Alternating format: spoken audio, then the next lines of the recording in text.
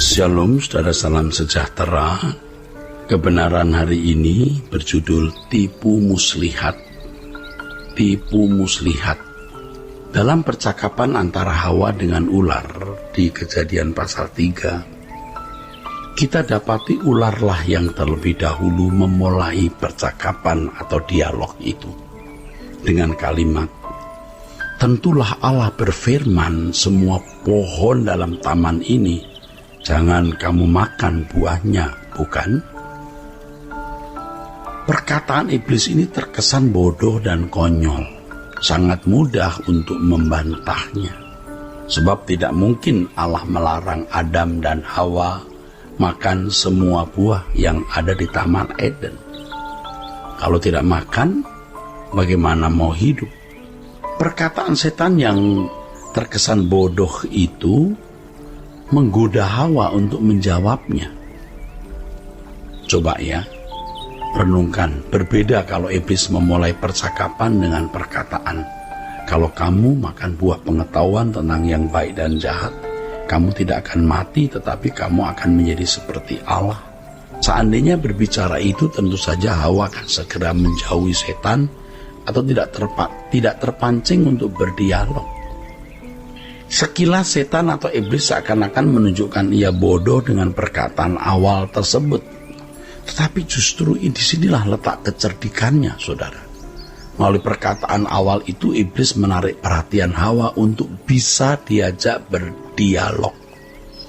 Mudahnya menjawab guna menangkis perkataan awal iblis menyenderungkan, membuat Hawa cenderung membuka mulut untuk memberi respon, sehingga terjadilah dialog, saudara.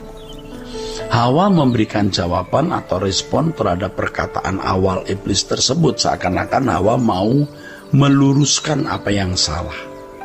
Dalam jawaban awal tersebut terkesan Hawa juga sedang membela Allah yang difitnah. Tetapi justru inilah awal kejatuhan manusia. Ya, mestinya Hawa tidak perlu melakukan hal tersebut. Kemutlakan untuk menaati perkataan Elohim Yahweh, ya, kemutlakan untuk taat terhadap perkataan Elohim Yahweh mestinya sudah cukup membuat Hawa tidak kompromi sama sekali terhadap apapun dan siapapun yang dapat membuat dirinya melanggar larangan Allah. Respon atau reaksi Hawa itulah yang menjadi awal dari kejatuhan manusia. Kalau Hawa sudah bisa diajak berdialog, maka iblis lebih mudah menjerat Hawa dengan perkataan lain yang bisa memperdaya Hawa. Dari perkataan awal ular tersebut, pikiran Hawa dikacaukan. Iblis mengajarkan sesuatu yang bertentangan dengan apa yang diajarkan oleh Allah. Itulah sebabnya kita tidak boleh membuka celah sekecil apapun untuk oknum ini. Firman Allah mengatakan jangan beri kesempatan kepada iblis. Kata kesempatan dalam teks aslinya adalah topon, yang artinya tempat berpijak, foothold. Kita tidak boleh memberi tempat berpijak sedikit pun bagi kuasa kegelapan, karena hal itu akan merusak atau merendahkan martabat kita sendiri sebagai anak-anak Allah. Nah, saudaraku, tanpa disadari, banyak orang Kristen sebenarnya sedang memberi tempat berpijak untuk iblis ini, bahkan telah ada dalam pengaruh kuasa gelap. Karena telah memberi tempat berpijak itu, memberi pijakan terhadap kehadiran iblis. Kita tidak boleh kompromi, saudaraku. Tidak boleh kompromi sama sekali dengan kuasa kegelapan ini, dengan setan ini. Itulah sebabnya dalam doa Bapa kami, Yesus mengajarkan kalimat, "Dan janganlah membawa kami ke dalam pencobaan, tetapi lepaskanlah kami daripada yang jahat." Saudaraku, dari fragmen Hawa dan ular tersebut, kita dapat memperoleh pelajaran bahwa kita harus sungguh-sungguh bersikap tegas menolak dan menjauhi segala sesuatu yang membuat kita bisa menyakiti hati Allah. Ya, dalam menghadapi oknum setan kita harus bersikap benar-benar tegas, ya. Benar-benar tegas. agar kita tidak terseret dalam pola permainannya. Nah, kita melihat di sini, saudaraku, Hawa sudah terseret pada pola permainan setan, sehingga dengan mudah diperdaya oleh oknum jahat tersebut. Demikianlah liciknya setan menggunakan segala sesuatu untuk menjatuhkan manusia, agar melakukan perbuatan yang bertentangan dengan kehendak Allah. Iblis bisa menggunakan hal-hal sederhana, hal-hal kecil, hal-hal yang kelihatan sepele, yang biasanya dianggap tidak membahayakan, namun ternyata merupakan jebakan dari kuasa gelap untuk membinasakan manusia. Saudaraku, seperti kehidupan normal yang dijalani banyak orang Kristen hari ini, sebenarnya tanpa disadari membawa mereka kepada jebakan kuasa gelap. Kewajaran hidup adalah cara cerdik iblis menggiring banyak orang Kristen ke dalam kesesatan yang bisa makin parah atau makin dalam sehingga tidak dapat lagi kembali kepada Tuhan. Penyesuaian diri dengan cara hidup manusia pada umumnya atau menyamakan diri dengan manusia pada umumnya, itu adalah kompromi yang menempatkan orang Kristen pada posisi yang sangat berbahaya.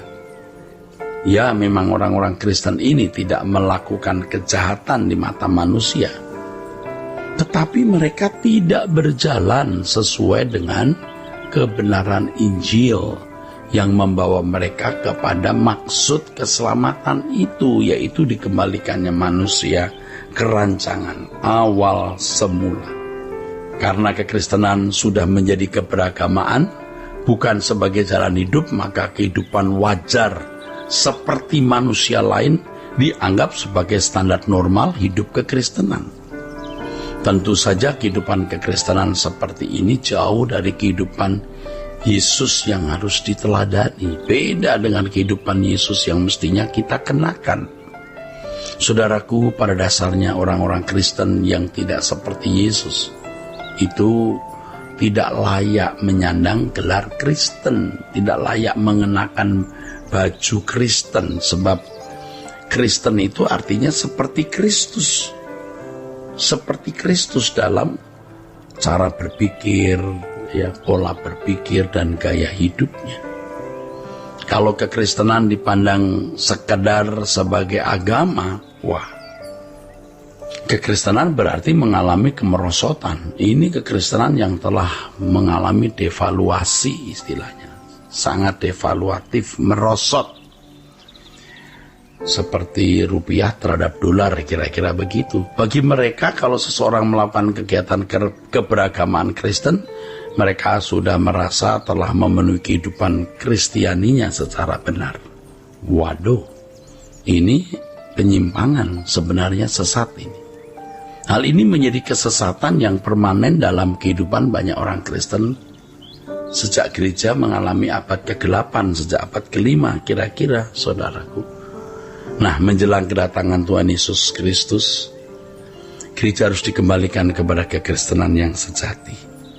Saudaraku, oleh sebab itu, dalam menghadapi oknum setan ini, ya, kita harus sungguh-sungguh, harus benar-benar ya bersikap tegas